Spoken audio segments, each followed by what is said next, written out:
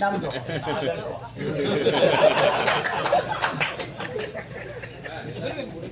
அந்த நான்கெழுத்து காற்றை இப்போது உங்கள் முன் நீண்ட இடைவேளைக்கு பிறகு இந்த மேடை காத்திருக்கிறது. அவருக்காக அன்புடன் அழைக்கிறேன் இயக்குனர், நடிகர் மிஷ்கின் அவர்களை.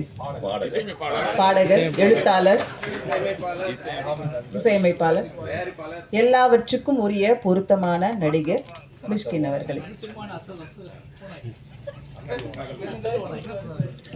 தானு சார் வர பின்னால் உட்காந்துருக்காரு. நான் எப்படி பேசுறது? ராம் ஒரு 5 நாளைக்கு முந்தி கூப்பிட்டு பாட்டு பாட சொன்னான். இந்த இரவு ஃபுல்லாக ஒரே ஆட்டம். ஒரு 3-4 ஹவர் பாடி முடிச்சுட்டு அதுக்கப்புறம் ஆஃபீஸ்க்கு வந்துட்டான். காலைல 6 மணிக்கு தான் போனான். அப்புறம் மறுநாள் படம் பார்க்க கூப்பிட்டான். அப்புறம் நைட்டு ஃபுல்லாக பேச சொன்னாங்க ஆஸ்டன்ஸ் எல்லாம் சேர்ந்து. அப்புறம் நேற்று வந்து சசியை நான் கதை சொல்ல வந்தார். அதுக்கப்புறம் வந்து நைட்டு 12 மணிக்கு விக்கி வந்து படம் பார்க்க கூப்பிட்டான்.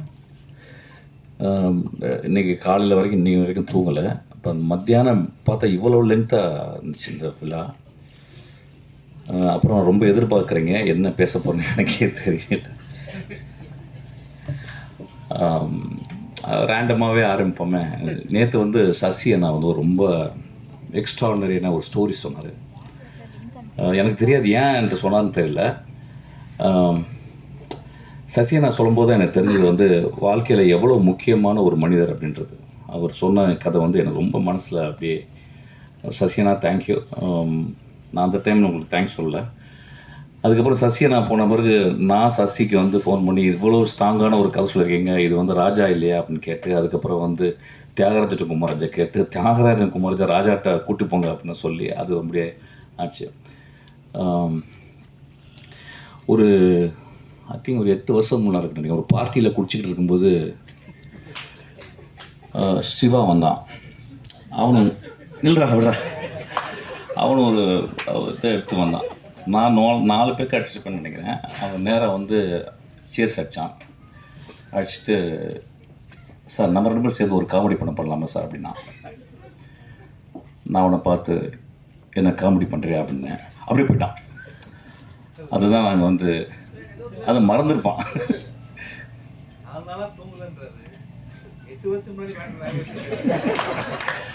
இல்லை நான் சினிமாவுக்கு வந்ததுலேருந்து தூங்கலடா, டோன்ட் வரி. நான் இப்போ போனாலும் தூங்க மாட்டேன், கவலைப்படாத. போன உடனே தானு சார் வந்துடுவார் ஆஃபீஸ்க்கு, அவர் வந்து பேசுவார். ஸோ அதனால் தூங்குறதே கிடையாது. சீக்கிரமாக லாஸ்ட்டாக தூங்கிக்கலாம், 5 அடிக்கில் தூங்கிக்கலாம் ரொம்ப நேரமாக.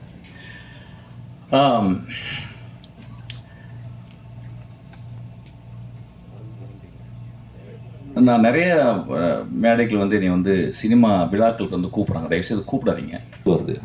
அதாவது அடுத்த மாதம் வர ரிலீஸ் ஆக போகிற ஃபங்க்ஷன், ஆடியோ ஃபங்க்ஷன், பட விழா, அப்புறம் அப்படிலாம் சொல்கிறாங்க. ஸோ இந்த விழா மூலிமா நான் சொல்லிடுறேன், தயவுசெய்து கூப்பிடாதீங்க. நிறைய வேலை இருக்குது எனக்கு, நிறைய கதைகள் பண்ணிக்கிட்டு இருக்கேன், படிக்கிறேன் நிறைய. இப்போ தான் படிக்க டைம் கிடச்சிருக்கு.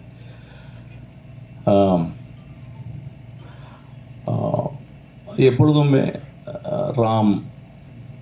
நான் ராம் பற்றி பேசும்போதும் நாளைக்கு ஒருத்தவர் ராம் பேச்சு வந்துடும். ஏன்னா எனக்கு ஒரு அசிஸ்டன்ட் டைரக்டர் சேர்ந்துருக்கான். அவன் ஆக்சுவலாக ராம்கிட்ட சேர வேண்டியது என்கிட்ட சேர்ந்துட்டான் போல். ஆக்சுவலாக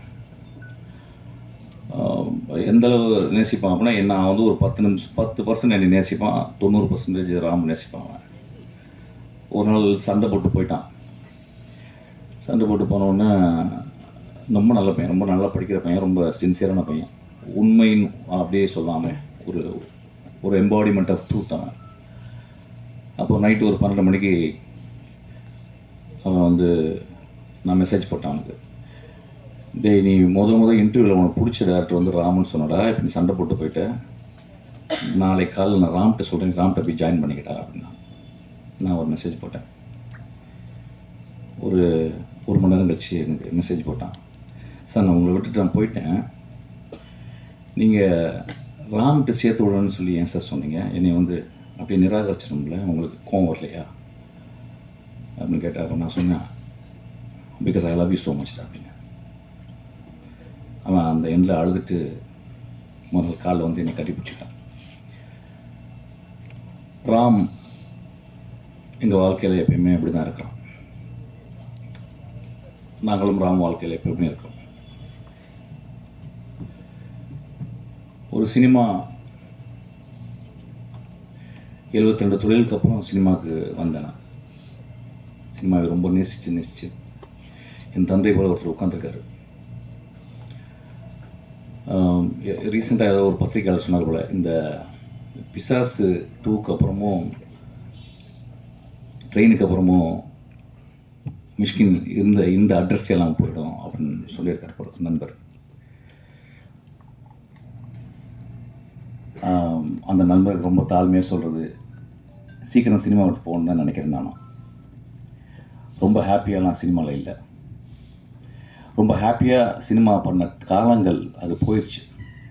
இன்றைக்கி ரொம்ப காம்படிஷன், இன்றைக்கி ரொம்ப சோ-கால்டு ட்ரேட் இன்னும் அதெல்லாம் வந்து அப்படியே அழக்கழித்து அப்படியே வீசுது. அப்படி தான் இந்த படத்தை நான் போய் பார்த்தேன். ராம் எப்பொழுதும் ஒரு படம் பண்ணுறதுக்கு போது என்கிட்ட வந்து ரொம்ப ரிச்சுவலிஸ்டிக்காக he'll come and narrate story ஒரு 20 மினிட்ஸு. அந்த நரேஷன் வந்து என்கிட்ட சொல்கிறது அவ்வளோதான். அதாவது வந்து அதில் நான் வந்து எது சொல்கிறதுக்கும் கான்ட்ரிபியூஷன் எதுவுமே கிடையாது. ஏன்னா அவ்வளோ இண்டிவிஜுவல் அவன், இன்டிவிசிபிள் அவன். அப்போ என்ன இந்த படத்தை என்கிட்ட சொல்லலை. ஏன்னா இதுக்கு முந்தின படத்தை என்கிட்ட வந்து சொன்னான். அதுக்கப்புறம் உடனே இமீடியட்டாக அந்த படத்தை எடுக்க ஆரம்பித்தான். அது லேட் ஆச்சு, பல காரணம். உலகத்தின் அதிசயங்களை பார்க்குற போல தான் இருக்கும். there are very few directors in India or over the world. They built a cinema with their soul and with their experience, with their sincerity, with their truthfulness. அந்த படங்கள் எப்பயுமே எல்லா படங்களையும் அப்படி எப்படி இருக்கும், கேலரி ஆடியன்ஸுக்கு எப்படி இருக்கும் அப்படின்லாம் பார்க்க மாட்டாங்க. ஒரு வித்யா கௌரவம் தானே, வித்யா கர்வம் தானே ஒரு பெரிய ஒரு ஆசானுக்கு, ஒரு மாஸ்டருக்கு அது எப்பொழுதுமே அவனுக்கு இருக்கும் ஆக்சுவலாக. So he never worries about box office. that doesn't mean that அது வந்து ஒரு என்கேஜிங்காக இருக்காதுன்னு கிடையாது. அவனுடைய என்கேஜ்மெண்ட் வந்து வாழ்க்கையை வந்து சினிமா வந்து எப்பொழுதுமே யோசிக்க வைக்கும். ஒரு படம் பார்த்துட்டு வந்து குழந்தைய உத்து பார்க்க வைக்கும். ஒரு நல்ல கலைஞன் வந்து, ஒரு நல்ல எழுத்தாளன் வந்து அவன் பேனா தலை குனியும் போதெல்லாம் அந்த சமூகம் தலை நிமிர்ந்துச்சு. அப்படி தான் அந்த படத்தை அவன் எழுதியிருக்கான். நான் படம் தெரியாமல் கதை தெரியாமல் போனேன். பறந்து போ அப்படின்னு சொல்லி டைட்டில் ரொம்ப பியூட்டிஃபுல். எப்பொழுதுமே இயற்கையை நேசித்து கொண்டே இருக்குவேன். நிறைய பொயட்ரி பேசுவான். ஆஃபீஸில் வந்து நிறையா பொயட்ரி எழுதேன். பறந்து போகும் ஒரு பொயட்ரி.